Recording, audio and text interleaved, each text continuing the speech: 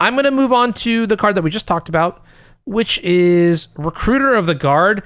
This is a card that I have never once in my life played correctly. I feel like this card is truly what glues together your entire deck.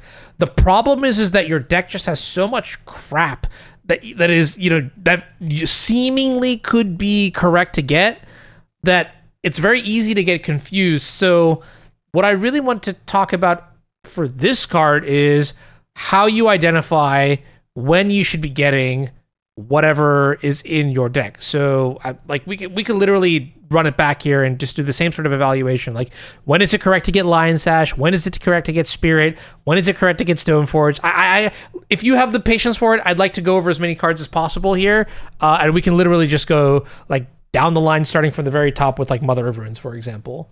I think I almost never would recruit a Mother of Runes. Cool. That's sometimes you need a pitch card for Solitude, and what Mother of Runes is the worst card that you want to draw at that point. So you recruit a Mom.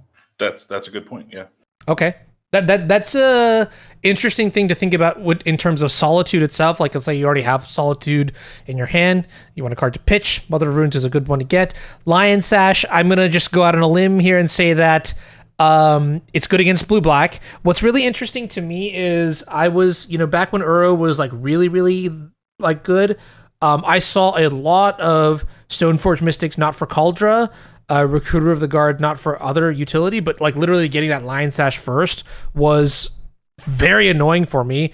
Are there other situations where you very aggressively get the Lion Sash? And I guess against blue-black specifically, like, do you get Lion Sash in the dark, especially now that certain lists are like gravitating towards like Thoughtseize and things? Pretty much yes, always on the blue-black Reanimator. In terms of at least game one analysis, your main goal in that matchup is always to just lock out the graveyard. So you just want to grab the cheapest avenue towards that. With regards to Thoughtseize, sometimes if you have the mana or the you can recruit Stoneforge Mystic instead, and circumnavigate getting your Lion Sash out in a way that's protected. If your Stoneforge gets Thoughtseize, you still have the Sash in the deck if you find another Stoneforge or Recruiter. And if they don't have Thoughtseize, you can get the Sash and play that way. Other than that, you will just grab Lion Sash when you want to. I think that's pretty cut and dry. There's like very, very niche scenarios where if you're like really, really in the late game, you have a bunch of mana in play. Recruiting Lion Sash is your only way of getting burst damage, because you could recruit a Lion Sash, play the Lion Sash, reconfigure the Lion Sash under a creature, eat some things out of the graveyard, and suddenly that's creating power. Not something that happens a ton because it requires a lot of mana. Okay, yeah, that's a good corner case, but it's like a hyper late game sort of reconfigure and okay, all right, all of that is fascinatingly cool. What about Recruiter of the Guard for Spirit of the Labyrinth? It'll be clear in the matchups when you want to do that. I think you're looking mostly at combo decks there. I think I'm more often at the stage where I'm casting a Recruiter on turn 3. My opponents had ample time to cast any Brainstorms and Ponders they've drawn, so I'm not going to necessarily slow down their development and progression of the game. It will impact their top decks, obviously, but at that point, I'd be looking to get something more proactive in general. Okay, give me an example of when it is clear that it is correct to get something like Spirit of the Labyrinth. Like, if your opponent has like, I'm making up a situation and I'm going to ask you to come up with another situation. So let's say they have a Psychic Frog in play. You don't have an answer to the Psychic Frog because it got like double Thoughtseized away. Then you could recruit her for, well, I don't know. Would you even recruit her for Spirit of the Labyrinth in that situation? Because like you could just get Solitude. You get Solitude or Skyclave, I think. Yeah. Okay, so what is a scenario where you would, like, where it is clear as night and day to get Spirit of the Labyrinth then? I would say if you're playing versus dedicated combo deck, Doomsday, it's a really good card to have access to. You often need to draw it on turn 2 and cast it versus Doomsday, because getting to 3 mana to recruit it doesn't really happen too often in that matchup. I would say other combo-based or other draw-based combo decks that are maybe looking to play Echo of Eons are potentially another area where you might try to recruit it. That, again, assumes you've gotten to turn 3 and get to turn 4, so there's a little bit of some challenging spaces, but sometimes you have Aether Vial and you're looking to recruit it and put it into play all in turn 3 that's maybe fast enough against some of those decks. Okay. Wait, so now I'm trying to think about this in general, which is like, all right, in a lot of scenarios with Recruiter of the Guard specifically, it sounds like I'd rather just get something else.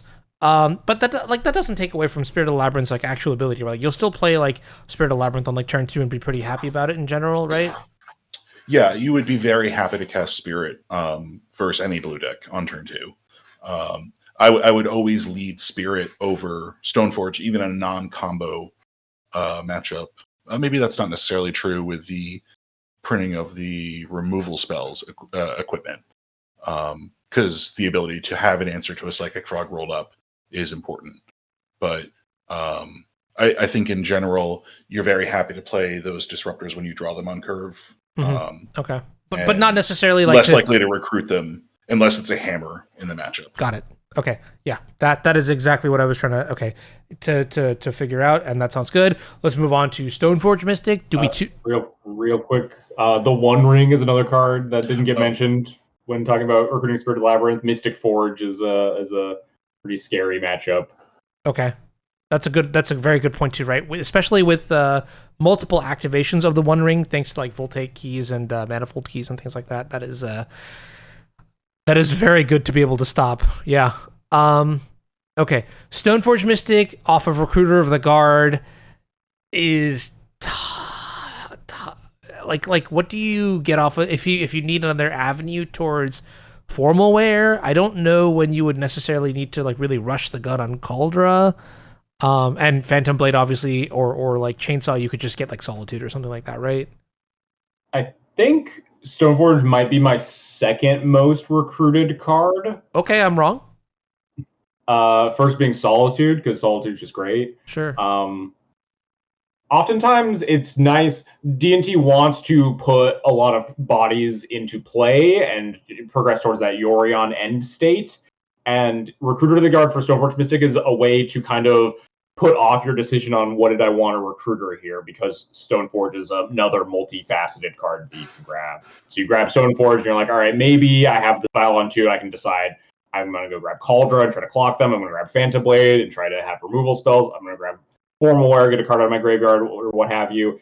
It is just kind of tutoring for a tutor effect that's putting a bunch of bodies into play, that's delaying the decision of what you really need in a specific moment. So sometimes if like D&T is an answers deck. D&T is a deck that's wanting to kill everything on sight. If you just have 3 mana and you're going to cast this recruiter and you're like, I don't really need, I'm not worried about anything right now. What am I doing? And you get to kind of put off that decision a little bit when you grab something. Okay. So I guess it's just kind of interesting too, because when it comes to play patterns, I generally do feel like we're at a point where threats are like, hey, if something's in play, like it just has to go. So you're not going to play Recruiter of the Guard into an active threat. You're generally going to try to answer that threat first. Now, obviously, like if you don't have the answer to that threat, then like you mentioned, right, Recruiter of the Guard will probably go grab the Solitude. Solitude will answer the threat. So generally speaking, like I am not surprised to hear you say that Stoneforge Mystic is the second most sought after card here. Because if we're doing something like that, we're probably doing it on a board where there isn't something that requires an immediate answer, in which case, like, you de facto go for something like value. And that's what Stoneforge Mystic is in the use case scenario that you're describing. It's a 1/2 body that we can flicker with Yorion later down the line for that overwhelming end game. So that's good to know. Also, yeah, that's good to know that you said like second most often targeted card, which is not like a hard and fast rule, but like a good heuristic to keep in mind, like the pecking order, the sequence order, or whatever it might be. Yeah. Okay. Emperor of Bones. I mean, if I'm playing against a blue-black, I feel like would you rather get Lion Sash or would you get Emperor of Bones? You're going to want to get set. Emperor Bones isn't good at like stopping them from doing the thing like we talked about earlier. Right. It's kind of good like secondary once you have Cage down or something, but it won't stop them from casting Entomb, untapping, and killing you. I'm probably only recruiting Emperor of Bones if I want to like just pop a card out of a graveyard, if I'm staring down a Goblin Engineer that just put a thing in the graveyard, or my opponent just cast like Light from the Loam or Uro or something similar. It's just a nice way to very easily snipe a card out of a graveyard that accrues some value later down the line. Okay. Yeah, I mean, and I guess, okay, I see what you're saying. So Lion Sash seems better to target for when you need the speed, but then Emperor of Bones is more of like the value-oriented exiling here. But like I feel like this is not a card that you would generally be tutoring for unless it's like a weird niche circumstance, kind of like what you're talking about, right? Like with the engineers or things like that, or like maybe there's an Uro in the graveyard and we want something that's and like we have the actual time to get Emperor of Bones. I feel like Emperor of Bones is going to be a card that we're generally, much like Spirit of the Labyrinth, not really willing to pay the extra 3 mana tax for, so to speak, from Recruiter of the Guard. It does curve very nicely on turn 3 into turn 4. So there's definitely times where maybe it's been a game where you've had to already pitch a Solitude and you don't have a pitch card in hand to just go get a Solitude, but you're able to recruit Emperor, take a hit off the frog. I guess if in the case of a frog, I would just get Skyclave. So perhaps like a Murktide, like a 5/5 Murktide that was a little bit small. We could get Emperor on untap with play our 4th land, cast Emperor, exile our Solitude, try to bring it back to handle the threat that way. That would be sort of a niche scenario where it might pay off to go for Emperor. But that would be a game where you've already exhausted your other options. Okay. I think this next card, Loran of the Third Path, pretty obvious. If we need to get artifact or enchantment destruction, Loran is there. I guess I'm actually not so sure because we have Witch Enchanter in the deck now, so for maybe mana considerations or not even flicker considerations, right? So how often do you tutor for Loran? Loran's on its way out of a lot of D&T lists, but notably, Loran has some Crocus synergies, so it's really nice against the decks that are going to have a lot of artifacts and enchantments, stuff like Painter, other Urza's Saga type decks.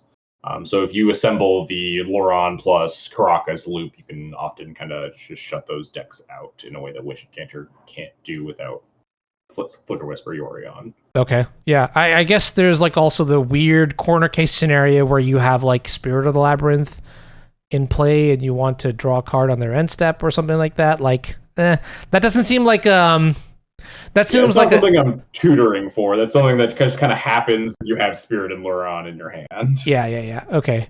We're gonna move on to Flickerwisp here, and this one also, I feel like if we're in a scenario where we can, get value off of Recruiter into Flickerwisp, like things are going really, really good for us, and I almost wonder, like, in those scenarios, I'm probably going to be getting Stoneforge Mystic most of the time because this is a powerful effect for sure, but it's vulnerable. It's conditional, and that when do you find it correct to go and get Flickerwisp over something like a Stoneforge Mystic? I would say you get Flickerwisp if you're okay with just having a 3/1 versus a removal spell, assuming they remove your Recruiter in response to the target. So, not that they're very prevalent right now, but when Delvers and DRCs are around, that is definitely something that points me towards being, okay, I'll try to flicker my Recruiter and I'll be able to block your creature. I guess even in that scenario, I would again get Skyclave. So I guess I'll pivot to the other answer, which is when I want to get an army in a can. So I want to recruit for a Flickerwisp. I want to violate my Flickerwisp on my end step to blink my Recruiter out. It'll come back on my opponent's turn. I can go get another Recruiter. I can go get another Flickerwisp. I can get a Stoneforge at that point. When I just want more material in play, typically if I'm setting up for a Yorion turn, but usually I would say I need to have an Aether Vial, and it needs to be a matchup where we've either traded enough resources that my opponent's unlikely to remove the Recruiter, or they're tapped out potentially and don't have access to anything. Okay. Yeah. See, this is where I'm also kind of interested because there's a little bit of theory that I have in the back of my mind, which is that Flickerwisp, like, it sounds like it's a little bit win more, or I don't want to say win more, but it just seems like I'm getting Flickerwisp when I'm either at parity or ahead, if that makes sense. I would never want to get Flickerwisp when my opponent has like a damning board on the other side, like, multiple creatures that I have to really answer. At that point, I just get like Solitude or something like that. This seems like a card that is more of a luxury than anything else, because even in the scenario that you're describing, like if I'm okay with, losing out on that value proposition, like I'm probably in a really good situation already, right? I would say really good or really bad. So sometimes your back's up against the wall and you just have to play for the high upside. I would say one definite high point that I skipped over was the equipment. For example, if a cauldra is plowed, I'm going to go get a Flickerwisp and reset my cauldra and make you answer it again, and also have a 3/1 left over. And same thing with a formal wear or a phantom blade. Okay. Those are actually like I actually like those a lot more than trying to flicker something that can be removed by a bolt. I mean, just by virtue of being very hard to answer, generally cauldra and formalware, like that is a much more justifiable reason to get Flickerwisp in my book than blinking like a recruiter or a Stoneforge or any creature that can get removed. Makes sense. Yeah, I would say it's not a very likely turn 3 recruiter target. The exceptions being if I have a vial, maybe, but even then, probably just get Stoneforge. I think the late game options are where the card's flexibility, maybe flip it from being win more into just incredibly versatile. And I think that's why we sort of settled on this 2 number. I think I would be reluctant to go down to 1 Folly, but I was hesitant to cut to 3 from 4, and I eventually got used to that. So I think this is the next step, and just sort of figuring out how the deck wants to attack the expected meta for Eternal Weekend. Got it. Skyclave Apparition is one that we've been talking that has come up multiple times in this conversation of what to get with Recruiter of the Guard already. If Solitude is your first card, Stoneforge is your second card, would you say that Skyclave is your third card? Yeah, Skyclave might even... It's definitely close between Skyclave and... Skyclave is basically when you don't want to go down on the material of, like, Solitude, or if you have some non-creature permanents you need to answer, you're gonna want to reach for Skyclave Apparition. It's also, like, much better on the Vial curve. If you have your Vial on 3, you get to, Vial and Recruiter on end step, grab Skyclave, untap, trigger on the stack, Vial and Skyclave, hit the thing, tick the Vial before, next turn you have access to Yorion on both your things. Skyclave is just really good at answering a lot of things that the rest of the deck might miss. And most of those scenarios, I'd be reaching for a Skyclave. Okay. Yeah, this is an interesting thing, right? So we're talking about Skyclave versus Solitude, and my question here is like, when is it okay to go for Skyclave over Solitude? It seems at a glance that this is going to be a function of mana. Solitude, technically Solitude is also card advantage. So I feel like I'm going to say some stuff, correct me if I'm wrong. If I have no mana, obviously I'm going to go grab the Solitude. If I have too much mana, I'm probably going to also grab the Solitude so I can hard cast it. But if I'm in that weird spot where I have 3-4 mana, or I want to double spell in a single turn, I think that's when Skyclave Apparition starts to look a lot more appealing. Or like you mentioned, the value, if I don't want to go down on cards to cast Solitude, for example, that's just like a by the book value proposition line. But does that sound kind of accurate? Like, it's a function of mana sometimes when to go for Skyclave over Solitude? Yeah, that, and when you want to start building material towards the Orion, there are a lot of... Skyclave has the obvious downside of when you kill it, your opponent gets a reasonably sized illusion token. So if you're against Delver and they're putting a lot of pressure on you, maybe you don't want to Skyclave their Barrowwave or something, and if they kill your Skyclave, they get a 3/3 or whatever, you get to grab Solitude if you're at a lower life total. But if you need to start putting bodies into play so you can get that Yorion swing, then it's usually better to start planning towards Skyclave so you can get the second trigger if you can't hard cast a Solitude. Okay. All right. Yeah, go ahead. I think in addition to the mana consideration, one of the perhaps the biggest, if not second biggest, is if I'm likely to get to my next turn versus the deck. So there's times where I absolutely need to just get the Solitude, and there's also times where I'm like, okay, yeah, I'll take the hit off this so that I can get the Skyclave and be able to answer. Say against, it's definitely a calculus versus a deck like Painter, where if they're top decking, you don't know if they're gonna draw a Grindstone or draw a Painter Servant or draw a Welder. So you might want to get Loran, you might want to get Solitude. But if they're truly top decking, then and you're likely to get to your next turn, then getting a Skyclave is just a way to sort of cover any possible top decks versus a deck that can present a variety of permanent types that are threats. Cool. Yeah. All right, Witch Enchanter. I mean, this is so cool. This is so cool that you can tutor a land off of Recruiter of the Guard. I don't know how often it happens, but the fact alone that you can must be an absolute game changer for the potential of Recruiter of the Guard. How often do you actually find yourself getting this Witch Enchanter? I mean, whether it is for the backside, the Witch Blessed Meadow, or just like if you need a disenchant effect, like are you usually going for Witch Enchanter, or if you have Loran in the deck, are you going for Loran instead? Like I feel like this card is just really good to have. I guess if you're Landlight, what are other reasons you would want the Witch Enchanter? Yeah, Witch Enchanter is most of the reason that Loran you won't find in some of the D&T deck lists lately is because while Loran is the better target when you want the disenchant effect, sometimes you want a land. D&T is a very mana-hungry deck that wants to hit a lot of its land drops. Sometimes you'll just find yourself with a Recruiter of the Guard in your hand with, a bunch more spells and no more lands to cast them. So you just play your Recruiter out, get a little bit of material in play, grab a land drop, hit your land drop for the turn, and you have this ability to continue to cast the rest of your spells. Other than that, you want to tutor at the same point. You don't want to tutor on when you really want to hit something, an artifact or an enchantment from your opponent. Not a lot of niche scenarios on this one outside the land drop. Sure.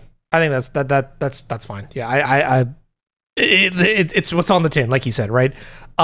For Solitude, I mean, this one makes just perfect sense to me. Like this is like with the addition of Yorion on the deck, with how relevant threats are, it does seem to me that most of the time we're just going to be going to grab Solitude from our deck because it's just 0 mana for a removal spell, which is absurd in my eyes.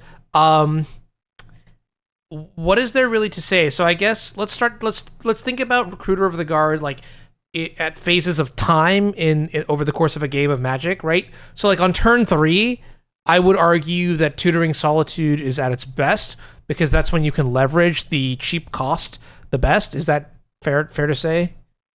Yeah, I would agree with that. Just Recruiter of the Guard sometimes is just a 3 mana source of plowshares when you really need it to be. Okay, yeah. In the mid game, I mean, depending on urgency, like I guess this is the point, right? Like whenever it's urgent, you can always get Solitude. I'm just thinking about like, do you like ever preemptively just get a Solitude? Like let's say like you're at parity or slightly ahead. How often do you get something like Solitude, like on turn 4, 5, or whatever, 6 even? Scratch that. With 3, 4, or 5 mana in play, let me put it that way instead. How often do you get Solitude just as a preemptive answer to a threat versus something else that might be maybe a different type of value proposition like Stoneforge Mystic to get, like whatever else on the next few turns? Depends on the deck we're playing against. I Recruiter for Solitude proactively. A little bit less nowadays. Specifically, the big card that is on my mind when I'm grabbing Solitude is Murktide Regent. We don't get to Recruiter for a lot of other answers to that. But nowadays, with like most of the tempo decks have like 2 copies of Murktide in the blue-black decks, you're less concerned about that. And sometimes you don't want to go down on the material and you want a card like Skyclave to answer their creatures. But against the blue-red Delver decks of old, the card I was always number 1 card I was scared of was, okay, they untapped the Clay 8 Murktide. I just absolutely need to answer this, so you just need Solitude in your hand at all times. Okay. Yeah, that kind of tracks with me. I think it's important to note that you are more flexible now because Murktide is not just trying to end the game. Now it's like Psychic Frog, which doesn't end the game in damage wise. I mean, which honestly is great, right? Like I think that's like one of the few ways you probably could lose the game, which is like you Solitude, they force, they attack you for 8, and then you're just like, well, okay, one more hit and it's over. So that's kind of a keen observation that the metagame right now allows us to be a little bit less reliant on picking up Solitude, but connect Solitude with Murktide Regent. If it's turn 3, you're on the play. They went Frog on turn 2. Do you ever? And they didn't daze. Like you Recruiter the Guard resolves. Do you get Solitude to kill the Frog right then and there? Almost certainly. I think so.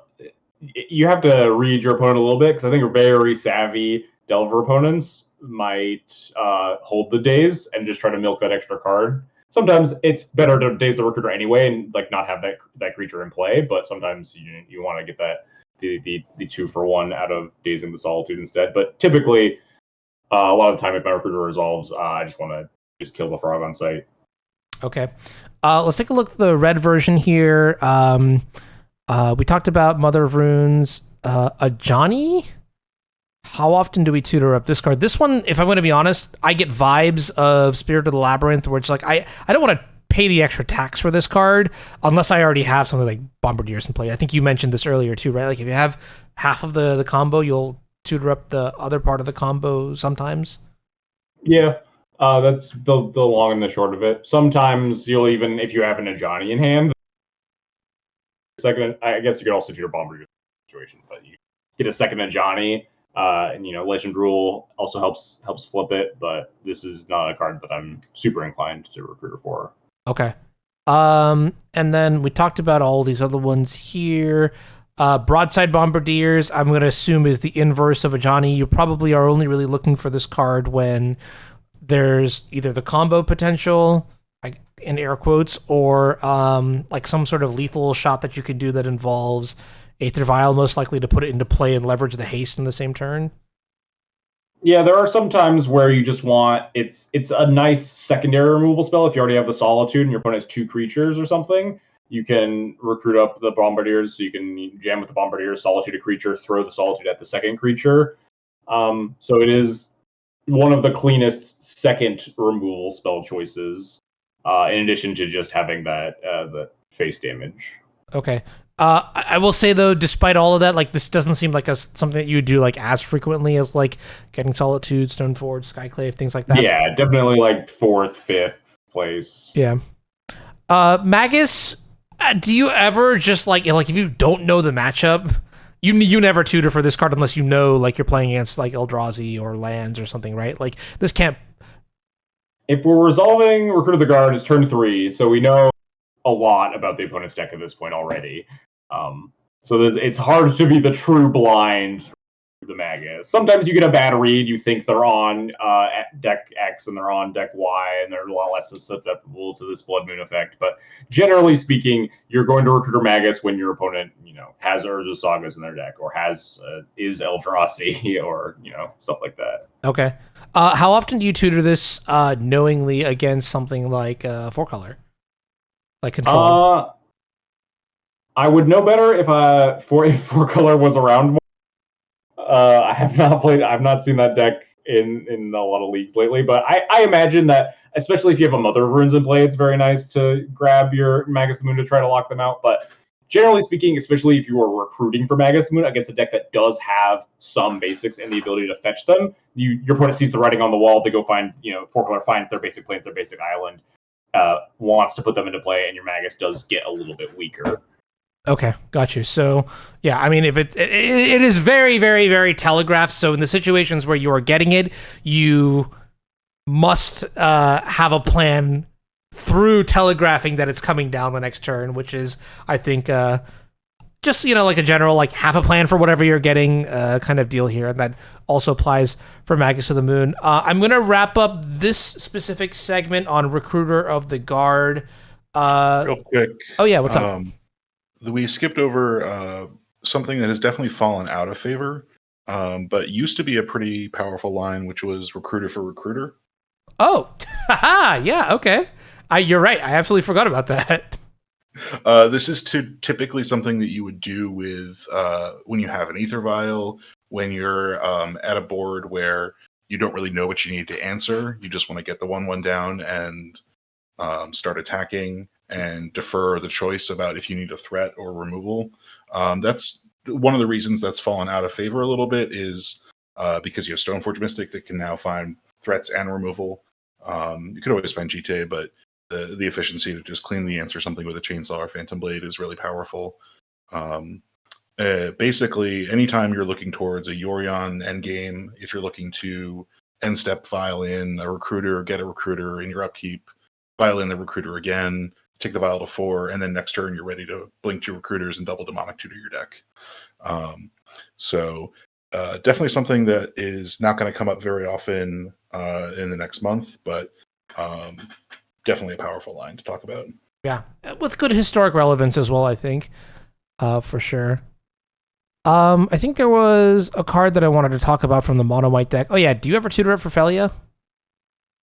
Sometimes when your mana lines up, you have like that 5 mana turn or the Violon 2+ recruiter. Okay. It's usually a good curve filler because obviously Felia synergizes well with recruiter. So if you have this recruiter 2-drop, cast 2-drop, untap, attack with Felia, look at the recruiter again or something. But okay, I feel like I almost feel like Stoneforge Mystic is just like better in those instances, unless like we know the coast is clear. It's like going back to the variance of the card, right? Just like, why would you risk it? So, yeah, good to know. I guess okay. Well, that's the context is tutoring up Felia when we have Overlord of the Balemark is actually a little bit more legitimate, I think.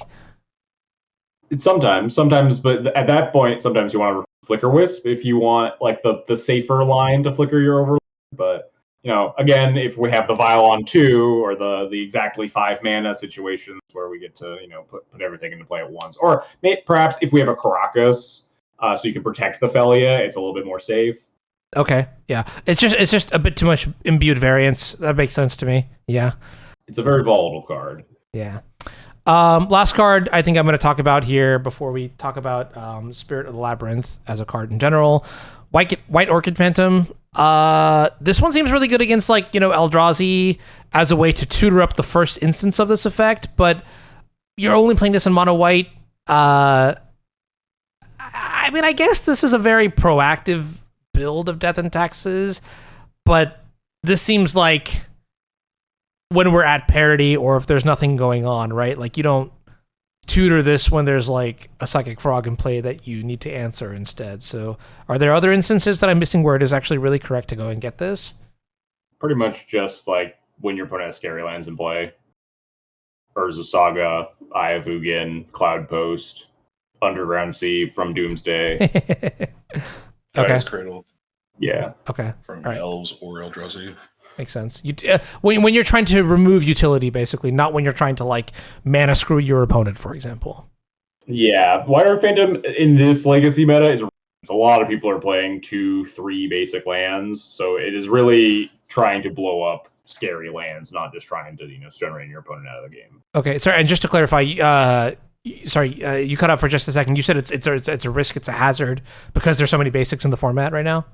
Yes, something that I feel very strongly about mono white is it kind of lives or dies on the power level of White Orchid Phantom, and the more basics in play in the format, the less good I think White Orchid Phantom is. It's kind of obvious.